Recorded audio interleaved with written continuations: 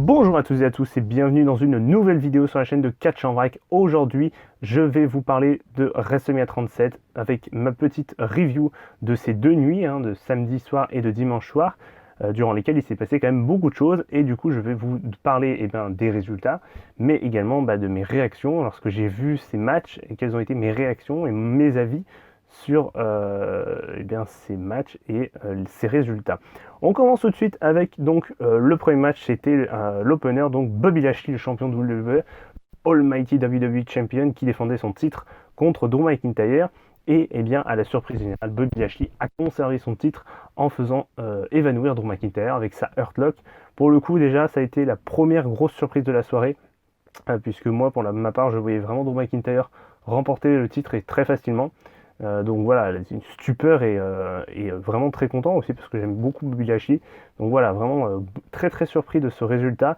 Et voilà, c'était le premier résultat de cette soirée et qui était quand même extrêmement surprenant et qui a vraiment donné, je pense, le ton de ces deux nuits de WrestleMania. Ensuite, le deuxième match, alors c'était un tag team turmoil entre des équipes de femmes pour déterminer les challengers numéro 1 au titre de championne par équipe, qui affronteraient les championnes Nia Jax et Shayna Baszler dans la nuit 2. Et les équipes étaient les deux premières équipes, c'était Billie Kay et Carmella contre Naomi et Lana. C'est Billie Kay et Carmella qui ont éliminé Naomi et Lana, qui étaient alors challenger numéro 1. On s'en rappelle, elles avaient gagné un match il y a quelques temps de cela. Ensuite, Billie Kay et Carmella se sont fait éliminer par le Riot Squad durant le match. Riot Squad ensuite a éliminé Mandy Rose et Dana Brooke. Et pour finir, Natalya et Tamina ont éliminé le Riot Squad et sont donc devenus les challengers numéro 1 et auront donc leur chance durant la nuit 2 de WrestleMania. Donc voilà, ce match était pas si mal honnêtement, je m'attendais pas forcément à cette issue, mais voilà, c'était plutôt sympa. Le troisième match, un match très attendu par beaucoup, Seth Rollins faisait face à Cesaro. C'est à la surprise générale, je dis évidemment, mais en fait non, c'est plutôt assez surprenant.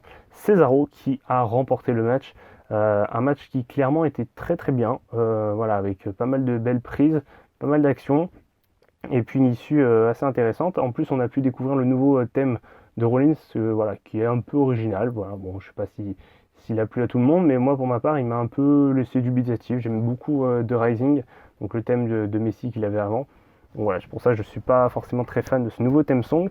En plus, il ne lui a pas porté chance, donc voilà, c'est pas forcément très très bien pour lui, mais voilà, sinon Cesaro a été très très bon durant le match. Voilà, en plus on a vu l'émotion du début à la fin, puisque on rappelle, c'est comme Rollins l'a rappelé bien assez souvent, c'est la première victoire de Cesaro à WrestleMania en solo, à part évidemment la bataille royale en honneur d'André Géant à WrestleMania 30, mais voilà, à part celle-ci, c'est vraiment le vrai match en solo, c'est sa première victoire, donc voilà, chapeau Cesaro. Ensuite, le quatrième match de la Night 1, c'était les champions par équipe de Raw, Xavier Woods et Kofi Kingston, qui d'ailleurs se sont fait un nouveau look pour l'occasion, affrontaient les challengers numéro 1, AJ Styles et Omos, pour qui c'était les débuts quand même, et quel début, WrestleMania, il faut quand même le dire, c'est assez impressionnant.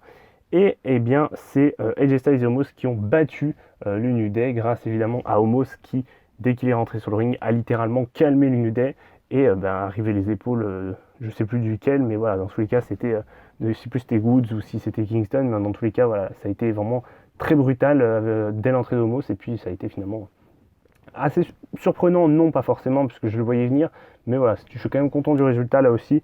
Là, de tous les matchs, les 4 matchs, honnêtement, je suis très content des résultats. Donc voilà, c'est plutôt cool. Le cinquième match, c'est un match en cage entre Braun Strowman, le stupide de Raw, et Shane McMahon, le commissionnaire fils du patron, dans un match en cage, donc comme je vous le disais. Donc là aussi c'était intéressant, puisque bon, la storyline est tournée un peu en rond, mais voilà, l'idée de faire ce match à Mania en cage était intéressante. On a eu des belles prises, on a eu des belles utilisations de la cage, notamment en haut. On a eu Strowman aussi qui a déchiré la cage, donc ça, je trouvais ça aussi intéressant, parce que on l'avait jamais vu. Et donc c'est Braun Strowman qui a battu Shane McMahon avec son Running Power Slam pour le compte de 3. Donc voilà, très très sobrement, mais quand même, Braun Strowman bat Shane McMahon et prouve finalement qu'il n'est pas si stupide que ça. Le match suivant, un match par équipe entre le Miz et John Morrison, qui faisait face à Bad Bunny et Damian Priest. Bad Bunny qui faisait ses débuts in ring à WrestleMania et aussi peut-être son dernier match, mais voilà, en équipe avec donc Damian Priest. Et sans surprise, bien sûr, c'est Bad Bunny et Damian Priest qui ont remporté le match. Un match qui était pas si mal. Voilà, il nous a vraiment sorti des belles prises. Bad Bunny m'a vraiment beaucoup surpris. Il nous a sorti un Canadian Destroyer à l'extérieur du ring. Voilà, il nous a fait quand même des belles prises. Voilà, on voit quand même qu'il s'est entraîné derrière pour être quand même à un niveau élevé pour ce match. Donc voilà, chapeau Bad Bunny. Et franchement, il était quand même au top pour le coup à WrestleMania et tant mieux pour lui. Et pour finir, la Night One, le main event, la championne de SmackDown, Sasha Banks affrontait la gagnante du Royal Rumble 2021, Bianca Belair. Et eh bien, sans grande surprise là aussi, c'est Bianca Belair qui s'est imposée et qui a remporté le titre. Voilà, qui est sous l'émotion quand même. Hein. On voyait l'émotion. Alors, je parle d'avant le match, hein, pour le coup, au début du match, Sasha Banks et Bianca Belair qui avait l'émotion de faire le premier main event féminin solo. Je parle bien solo de l'histoire de WrestleMania. Donc voilà, c'était quand même une certaine émotion, et puis même surtout de le faire devant du public alors qu'il n'y avait plus de public depuis plus d'un an à la WWE. Donc je pense que l'émotion était double pour les deux. Donc voilà, c'est donc comme ça que s'est terminé la Night 1. Et eh bien, j'enchaîne tout de suite avec la Night 2. On avait un opener qui était très intéressant, puisque c'était quand même un des matchs les plus attendus de cette Night 2. C'était Randy Orton qui faisait face au Finn Bray Wyatt. Voilà, donc parce que le Fiend a été brûlé à TLC, mais finalement il est revenu avec son nouveau costume que j'aimais beaucoup. Au final, il est revenu, mais sans son nouveau costume, puisqu'on nous a fait une espèce de transformation magique dans laquelle le Fiend est revenu normal. Et finalement, pour le coup, là aussi, là quand même, à la stupeur générale, c'est Randy Orton qui a réussi à battre le Fiend à WrestleMania. Clairement, c'était un résultat inattendu. Là aussi, comme pour la Night One, hein, un résultat inattendu qui vraiment surprend et qui donne le ton de cette soirée là aussi, voilà, parce que Randy Orton qui bat le Fiend à TLC, ça avait déjà surpris beaucoup de gens, moi le premier, mais qu'il le batte une deuxième fois à WrestleMania, clairement ça surprend, je pense, encore plus. Le deuxième match, c'était donc les championnes par équipe, Shayna Baszler et Nia Jax, qui défendaient leur titre face aux gagnantes du Tag Team Turmoil de la première nuit de WrestleMania, à savoir Natalya et Tamina. Et eh bien, là aussi, bon, sans grande surprise, Shayna Baszler et Nia Jax ont conservé leur titre de championne par équipe grâce à un Kirifuda Clutch de Shayna Baszler qui a fait abandonner Natalya. Donc voilà, c'est une issue assez originale, mais il faut quand même noter le fait que l'équipe de Natalya et Tamina progresse bien et clairement mais aurait mérité ces titres. Hein. D'ailleurs, on voyait que le public était à 100% derrière Tamina surtout, hein, mais derrière Natalya aussi de ce fait. Mais voilà, c'était vraiment, il y avait un public qui était très très chaud derrière les challengers, et bien malheureusement ça n'a pas suffi puisque les championnes ont conservé leur titre. Le troisième match, un match qui était attendu, mais avec parcimonie, je m'explique pourquoi. Kevin Owens contre Sami Zayn, enfin moi je dis c'est mon avis bien sûr, avec Logan Paul. Voilà, j'avais peur que Logan Paul soit arbitre en fait du match, mais au final il est resté bien sagement à l'extérieur du ring. Le match était bien, mais voilà, un Kevin Owens Sami Zayn, on en a vu des mieux honnêtement. Mais voilà, le match était quand même très bien, voilà, on a passé un bon moment, et puis à la fin, Logan Paul qui célèbre avec Kevin Owens, puisque Kevin Owens bat Sami Zayn bien sûr, et il célèbre avec Kevin Owens, mais il lui porte un stunner. Voilà, c'est pour faire plaisir au public, mais voilà, je trouvais ça sympa. Ensuite, le quatrième match, le champion des États-Unis Riddle défendait son titre face à Sheamus le guerrier celte, qui a battu Riddle à WrestleMania pour devenir champion des États-Unis. Grosse surprise pour ma part, je ne voyais pas du tout Sheamus remporter le titre. Parce que je voyais vraiment pas remporter le titre. Je me disais Riddle va conserver et puis il le perdra peut-être dans quelques semaines, dans quelques mois. Mais voilà, donc Sheamus bat Riddle avec un Brogue Kick magnifique à la volée. Riddle qui s'envolait dans les cordes et qui s'est fait cueillir littéralement avec un Brogue Kick dans la poitrine pour le compte de 3. Donc c'est vraiment vraiment cool que Sheamus remporte le titre des États-Unis, qu'il a détenu je crois déjà 2 fois. Là c'est la 3e fois je crois bien qu'il l'a.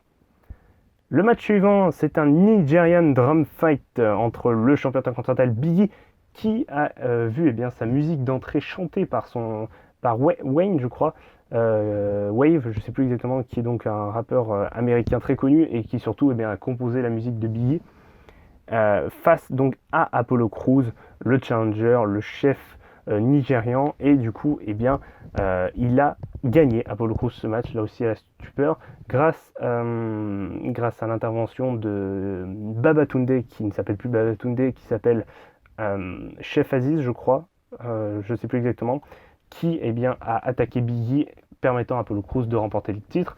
Là aussi quand même assez surpris, enfin je m'y attendais d'un côté parce que je me disais qu'Apollo Crews, je le voyais bien gagner, surtout dans un match avec cette stipulation.